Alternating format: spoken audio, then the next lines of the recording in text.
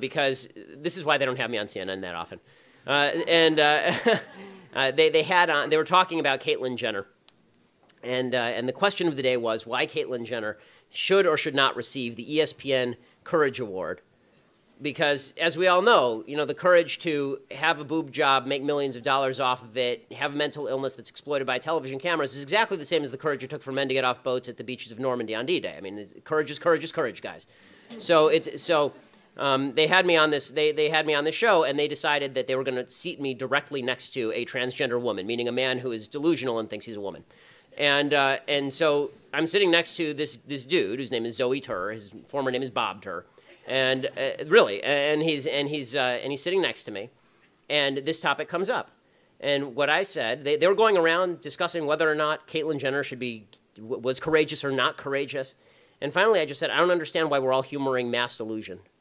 Why is the public humoring a delusion? It's not kind to the mentally ill. It's terrible for the mentally ill. As somebody whose grandfather was schizophrenic, it would have been really, really quite terrible if the entire society had said to him, you know what, Nate, you're totally right. The radio is talking to you, right? It wouldn't have been beneficial to him. It was much more beneficial to him that he was institutionalized, given lithium, and then healed, basically, and was able to live a decent life. The idea that transgender surgery accomplishes anything for people who are quote-unquote transgender is nonsense. The suicide rates are precisely the same before and after the surgery, and they are both in excess of 40%, which is unbelievably high. The idea that society is responsible for transgender suicide is absolute garbage. It is not true. Okay, the fact is that even they've done polls of this. There was a poll from the Anderson School at UCLA, and they found that even transgender people who say they're not questioned about being transgendered, they have exactly the same rate of suicidality, meaning that this is a mental illness, because that rate of suicidality is so far beyond anything that has ever been experienced in any population of humans ever. Seriously, the only comparable rate of suicide to the transgender community today is Jews living under Nazi German rule. That is the only time in human history that there has been that rate of suicide. So I promise you, transgenders are not being treated like Jews under Nazi German rule, so it clearly is not societal impact that is making people suicidal. What's making people suicidal is that this is a mental illness, and it is barbaric to suggest that a man can become a woman and a woman can become a man with a snip of the knife. It's horrifying, and it is mutilation, and it is brutal. And the people who are pushing this have no sympathy for the people who are actually suffering from it. They're forwarding mental illness. They're forwarding mental illness to kids because they want to teach this to children now. And this is one where you're on, I mean, these people, it is unbelievable to me that the left suggests that we're the party of anti-science. Okay, they are the party of vaccines are bad and men can magically become women through some magic man-to-woman machine. Right? It's such utter nonsense. Every cell of Caitlyn Jenner's body has a Y chromosome, except ironically for his sperm cells. Right? So the idea that these are women is just it's utter tripe. And I have to say I am enjoying a little bit how the transgender movement is destroying feminism. That's kind of fun, because the feminists have always argued that men and women are inherently different. Right? Men and women are inherent, and women have a beautiful, unique thing to bring to the world. And then, of course, they say a bunch of other crap. But that's the part what they say is true. And now they're saying, but transgenderism says that men and women are exactly the same and can randomly shift. It's weird to hear Hillary Clinton, for example, say, Caitlyn Jenner is a beautiful, lovely woman, and then in the same sentence say, and we need a woman president. It's like, well, that's kind of weird. Why? If men and women are exactly the same, then why do we need a woman president? Right? Men and women are exactly the same. So if Barack Obama, without any changes to himself, if Obama really wanted to jack her in this election, he would do that. He'd come out 2 days before the election and he'd say, I'm the first woman president. Right? And change nothing about himself, right? Because transgenderism suggests you don't have to make physical changes, you don't have to change your dress, you don't have to change anything. Right? If you just decide one day that if Charles Bronson one day decided to saunter on in, take off his gun belt, and mosey on in and sashay on in to the ladies' restroom for a little sitsy on the toilet, then he would be a woman. This is the way that this is. What I love about this particular debate is I think enough Americans are not insane that they will buy the argument that a man is a man and a woman is a woman, considering they have known this since they were small children. My daughter's 21 months old, and she can tell the difference between boys and girls. You have to be college educated to be this stupid. And guess what?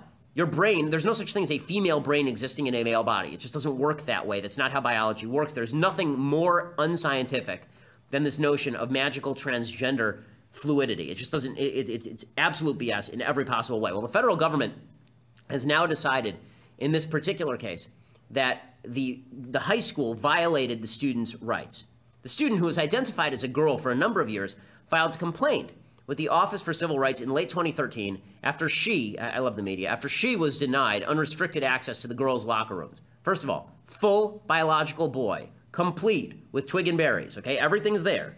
District and federal officials negotiated for months, and a solution appeared imminent as recently as last week when the district put up privacy curtains in the locker room. So the district complied, and they said, we'll allow this boy into the girls' locker room. One thing, you get naked in the locker room, we're gonna put up curtains so these girls aren't forced to gaze upon the male anatomy. The kid objected. He said, no, all these girls should be forced to look at my genitals. If I want to show my genitals, these girls should be forced to look at my genitals. So here is the magical world the left has now created with all of this garbage. Okay, here's the magical world. If a boy were to, in his classroom, if a boy were to show a girl a picture of himself naked or text a picture of himself naked to the girl, that violates two laws. One, child pornography laws. You're not allowed to convey that over any sort of communicative device. And two, it would be sexual harassment, right? It would be sexual harassment if a boy were to just unsolicited show his junk to a girl. However, if that boy pretends he's a girl or is mentally ill and thinks he's a girl and shows his junk, not only can he show his junk to the girl is obligated to be in a position to look at it. Obligated to be in a position to look at it. And it's discrimination if the girl says, I don't want to see that. That just means that she's a sexist. You see, it means she hates women. It means the girl hates women if she doesn't want to look at a penis. Got it? You with me? So this is the logic of the left now. Okay, and this is how far it's gone. It seriously has gone so far. This occurred to me the other day. You realize that we live in a society now where if an adult, this is the correct standard, okay? The correct standard. If an adult were to touch a child sexually, I'm talking about like a 10, 11-year-old child sexually, in a sexual manner, that would be pedophilia. We'd put him in jail for life, as we should, and we should look to castration as a possible solution because this is egregious stuff.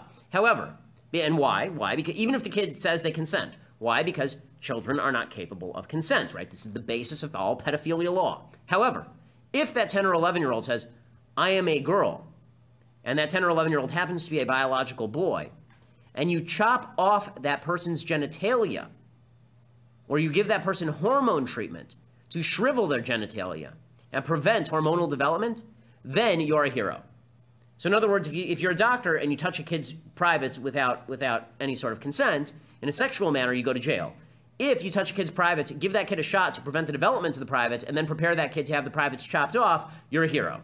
Politically correct parents are now celebrating brutal and life-destroying child abuse. Our society and our despicable media are celebrating with them. So I don't know if you've seen this video. It's going around of this woman named Erica Mason of Detroit, and she's giving her 14-year-old biological son, Corey Mason, a dose of estrogen because this 14-year-old son thinks he is a girl on the inside. So he's a transgender boy, right? And he thinks that he's a girl. Here's how ABC News headlined this dramatic act of brutality, this mother giving estrogen treatment to a biological boy. Quote, see this transgender teen's emotional response to a life-changing event.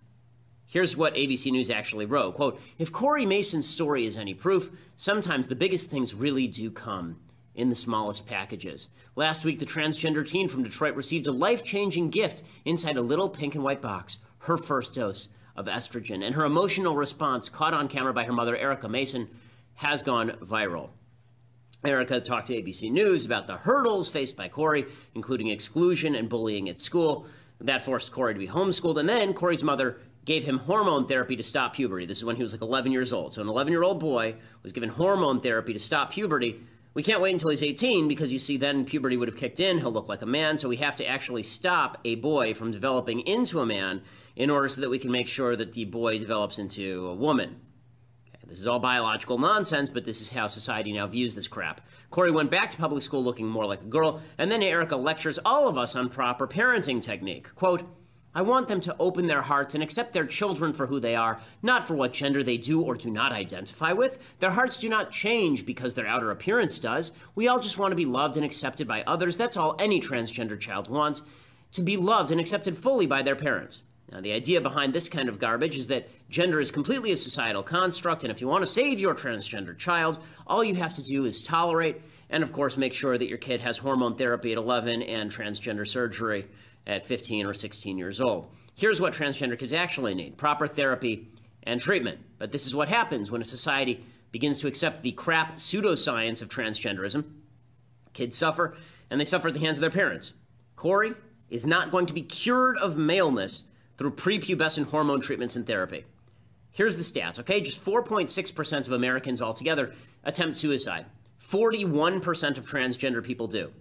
According to the Williams Institute at UCLA and the American Foundation for Suicide Prevention, quote, prevalence of suicide attempts is elevated among those who disclose to everyone that they are transgender or gender nonconforming. 50% of people who tell all their friends that they're transgender try to commit suicide at some point. 45% of transgender people who have undergone hormone therapy try suicide. So it turns out that only 41% of transgenders try suicide. That number goes up if you have hormone therapy.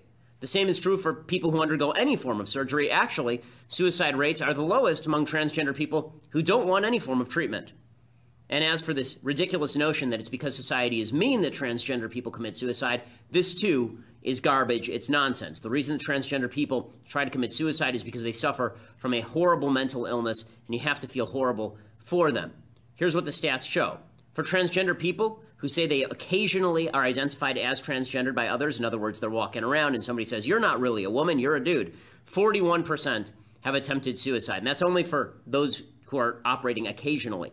Among those who say that they are never identified as transgender, never, ever, meaning that they live their entire life and nobody really cares whether they're transgender or not, 36% of them try to commit suicide. In other words, transgenderism, it's a mental disorder. It's not the fault of a societal construct. The only real societal construct is the stupid, idiotic, ascientific, anti-evidentiary notion that biological sex and gender are totally separate and independent. They aren't. And it's cruel for the media to promulgate this garbage, especially when it does have impact on kids. The fact is that this particular kid decided that he was a she after watching YouTube videos about Jazz Jennings, the YouTube star, transgender child. There are effects to a society that wishes to participate in mass delusion. Corey is a casualty, and his mother is the perpetrator.